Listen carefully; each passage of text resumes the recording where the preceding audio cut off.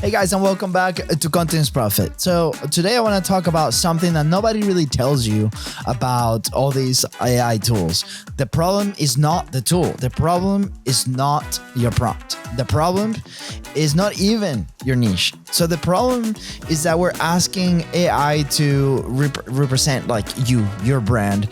You've never actually introduced yourself to AI. Crazy concept, right, to think about. So on the last episode, we talked about your context document, the foundation that makes every AI tool work so much better. So if you haven't listened to that one, go back. It's episode 632. So today we're going to go a level deeper. So last week inside of Business Creator Club, we run these open Q&As every single Friday. So come join if you're interested.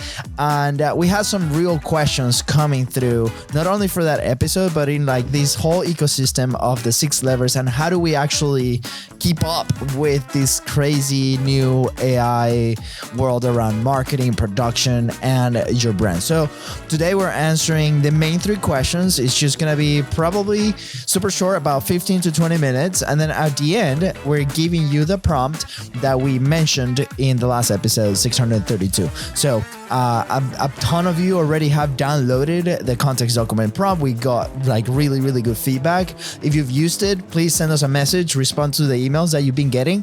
I would love your feedback so we can make this better for you and for the community. So the prompt that we mentioned was the boards of advisor agent. And then, that AI will basically know your business, your challenges, and will help you make decisions. Almost like a real, board of directors, which is very, very exciting. Super highlight from one of our new members. Shout out. She ended up doing the session, and the first comment that she mentioned was, this was like a therapy session. We spent about an hour to hour and a half. So I count for the time, but I trust me, you want to book the time for that.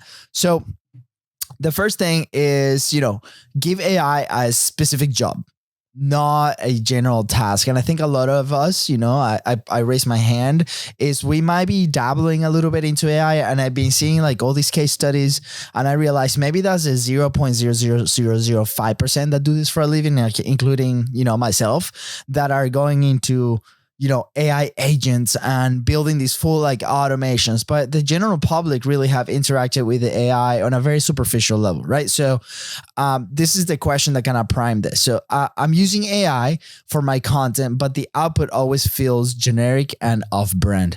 I'm doing everything right, the prompts, the tools, the tutorials. What am I missing, right? So obviously, this is a multi-layer question, and we probably had about like a 20-minute conversation just on this. But here's a couple pointers that will help you point in the right direction, right? So generic input produces generic output.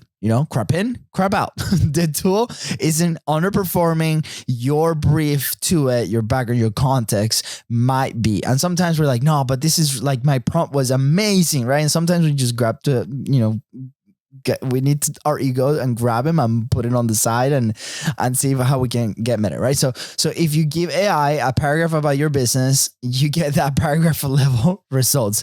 And that's what I was doing most of the time. Be like, okay, this is like my specific context for this like very little itty bitty situation that we had at work today, but they don't know the whole picture, right? They don't know.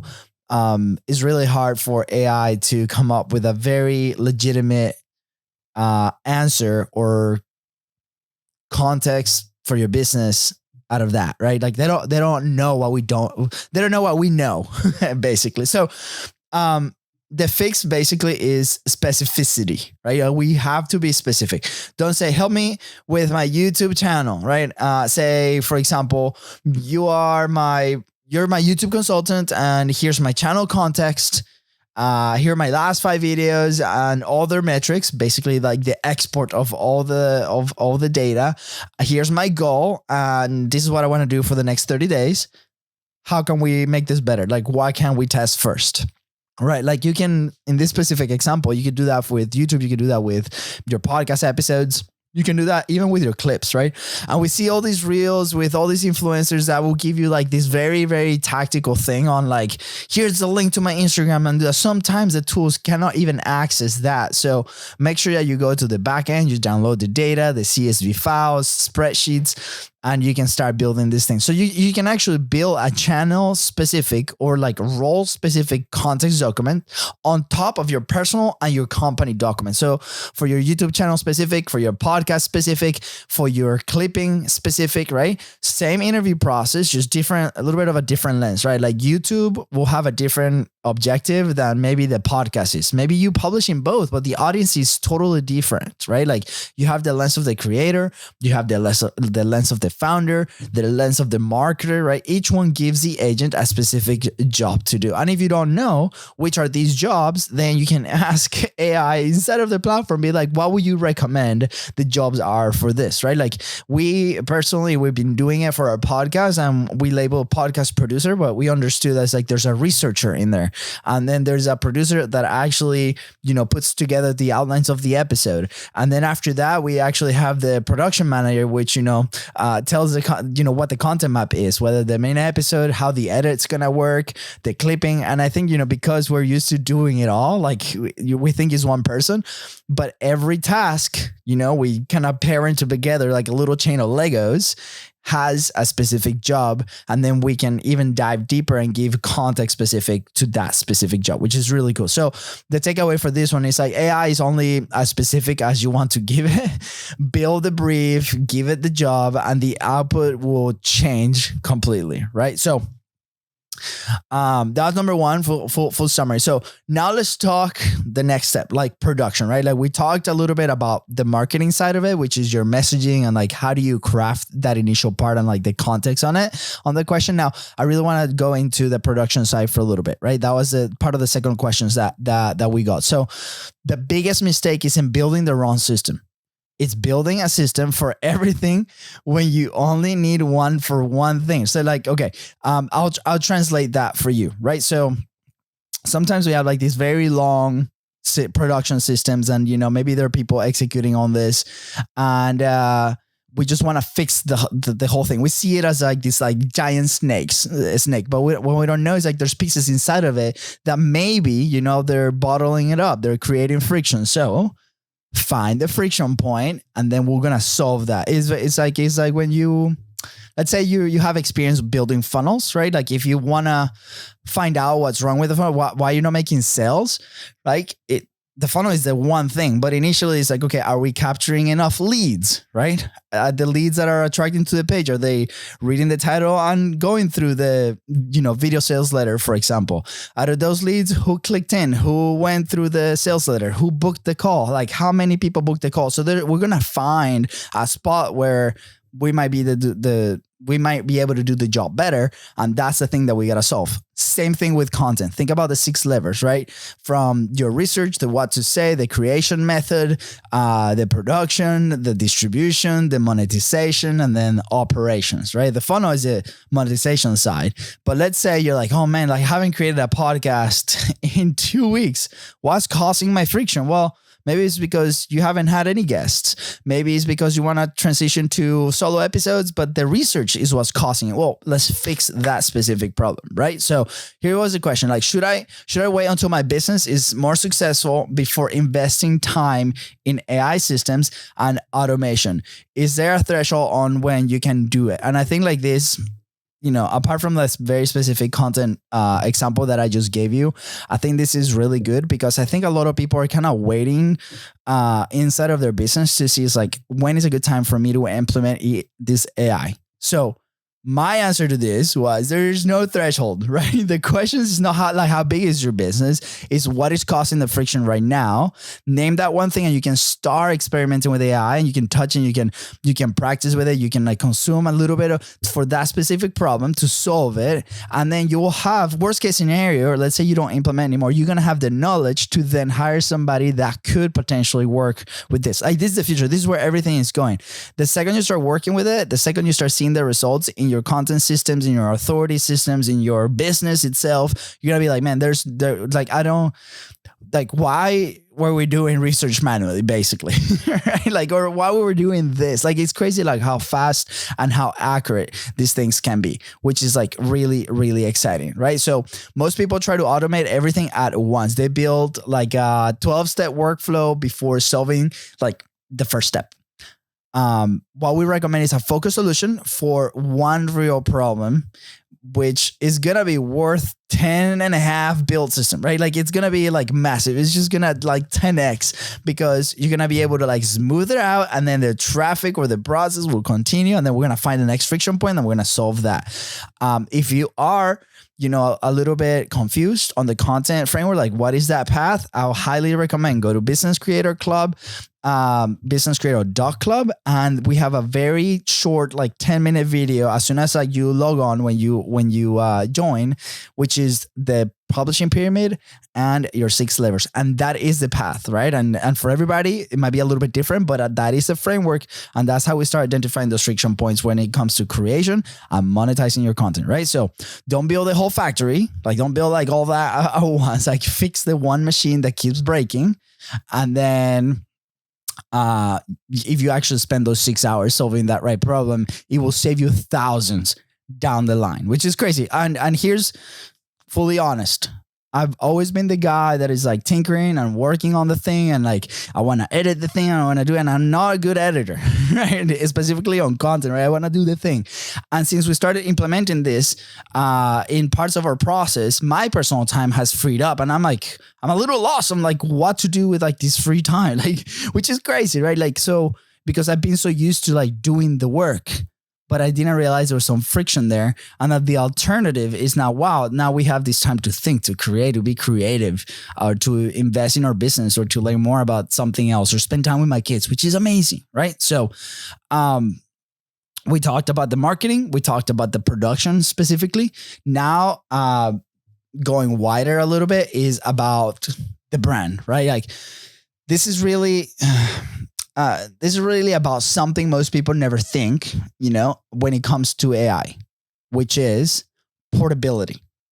Like, portability. Remember that word. That was really hard for me to pronounce with my Venezuelan Hispanic accent, right? Like, so your knowledge base is your brand infrastructure, right? So like, keep it mobile, keep it portable. That's what I meant, right? So here's the question. I built everything inside of my tool, like this one tool. I'm not going to name it, but my prompts, my SOPs, my processes. Should I be worried about being locked into one platform? I said, yes. In the past, we're like, okay, do not put all your eggs in like this one social media basket, right? Let's say, what if the platform deletes your account and then you lose all this like traction on the marketing side? Well, very similar concept with what we're working here with AI tools. It's moving so fast. I mean, an example, yesterday I had lunch with an incredible customer, and when they came to us, they had an X account with 10,000 followers, right? Massive account for his specific niche.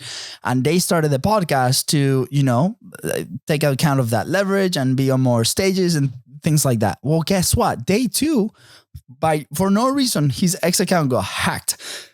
And he was not able to get it back. And for like a few months, finally, he was able to get it back through some contacts. So if you're having issues with X, send us a message. We're happy to put you in contact with the person that helped them out. But that's my point. So imagine, you build everything in Tool X, you call it Notion, call it ChatGPT, call it whatever, on the AI specific processes or prompts or anything. And it's just hosted there, right? And for some reason they go out of business, because we've seen many AI companies just go out of business like crazy. I mean, 3 weeks ago, we were talking about ChatGPT being the best in a lot of things. And then Claude out of nowhere, boom, exploded, right? And now really everybody's moving there. I think they lost like 2.5 million users, ChatGPT. So like, who knows? Of course, like, we're just talking about like the massive ones. But if you're starting to create processes inside, smaller startup AI companies that solve very specific problems, document everything and make sure that you can then take that to a similar tool on the other side. Ask the question, like, if you have to move that to a different tool, what would you do? How would you document it, right? So if everything lives inside of one tool and that tool changes or gets acquired or something better comes out, you will have to start over. Like, it's really challenging, right? Like, the platform is not the asset. It's the asset for the owners, not for you. So your knowledge and those prompts and the context, that is your thing. That is your asset that you're building, right? So your context documents, your audience intelligence document, your frameworks, your offer definitions, like, those need to live as documents that you own, not inside of the tool. Like, they will be in there for sure. Actual files that you can pick up and move anywhere else, regardless of the tool, right? Like, the tools where you run those processes today, those documents is what, you take with you when a better tool shows up tomorrow. This is exactly the example that happened with, ChatGPT and Claude. We had those processes and I'm like, man, like, this is crazy. Like, if it does happen again, we have to be prepared. So we're documenting everything. We're making sure that, regardless of like the goal, and our goals will probably be the same. It's just the tools will change, right? So it's like, what if that happens? Like, how can we like recontextualize all this for the new tool? Maybe it's an important application that somebody does, maybe, but until now, make sure that you can move him around, All right, documents. I'm just going through my notes. So, okay. So here's a recommendation for you guys in the community, guys and girls. Building the best tool available right now. So there's going to be tools that are very specific for whatever tool. You can build it there if you're using it, right?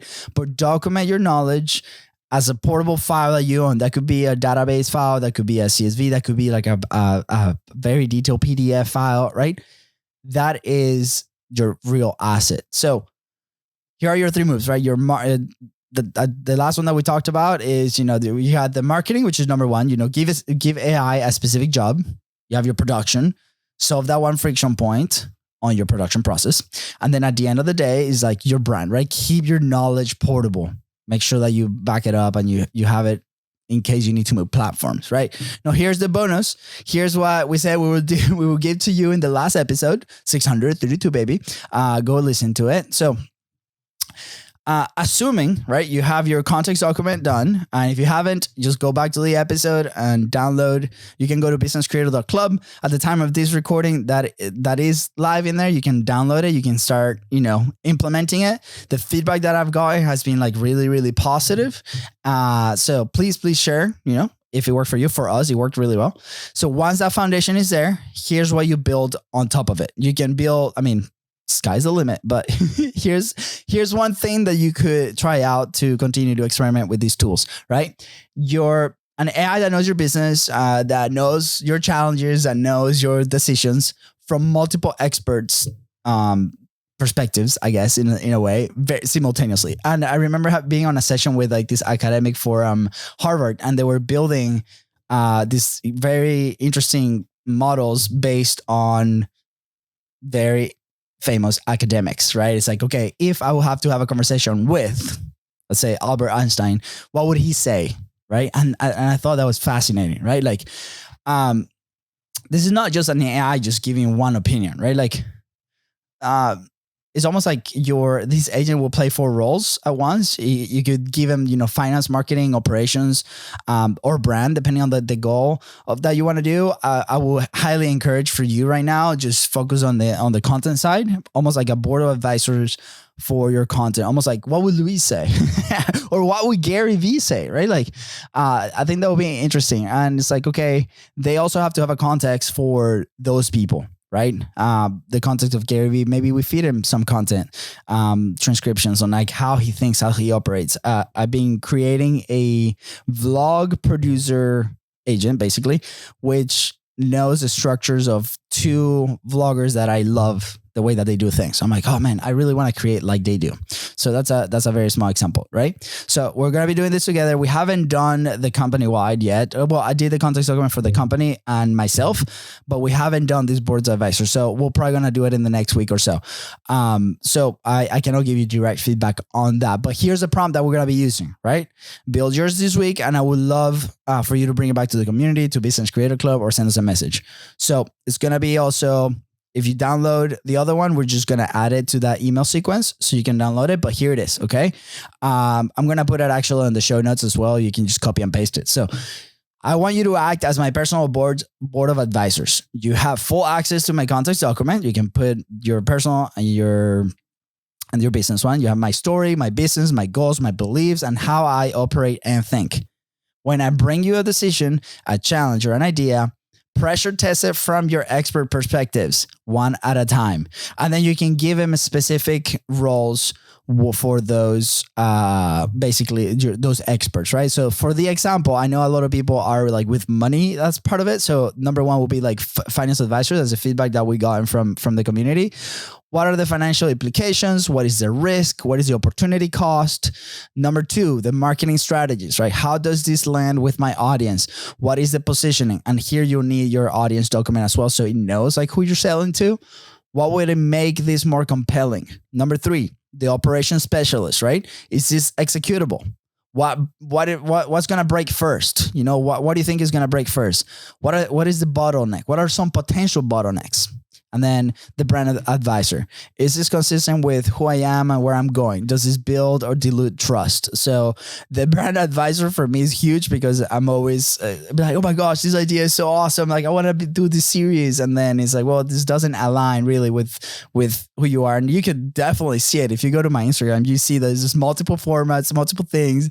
And I, basically that is my account to just do whatever I want to do. But it's like people, when they meet me, it's like, what do you do, Luis? And I'm like, interesting, which is really cool. So, really cool in the learning sense. We're getting better. We're going to make it better. So we're here with you doing this at the same time. So after all those perspectives, give me, this is part of this is the continuation of the prompt. After all four perspectives, give me a synthesis, give me a summary, right? The one thing I should do first, my first decision to pressure test it is, and then describe your challenge here, baby. All right. So I'm just going to leave this prompt right here in the show notes, or we're going to add it to the email sequence too. If for some reason you can't get it, let me know, but you can go to businesscreator.club. At the top, you'll see there's a big button that you click, you give us your email, and then we'll send this for you. And if you want to do it alongside us and building these systems, the new way, I guess, new modern media, you can go to businesscreator.club and hang out with us. All right, guys. 22 minutes, not bad. All right, I'll see you on the next episode. Take care.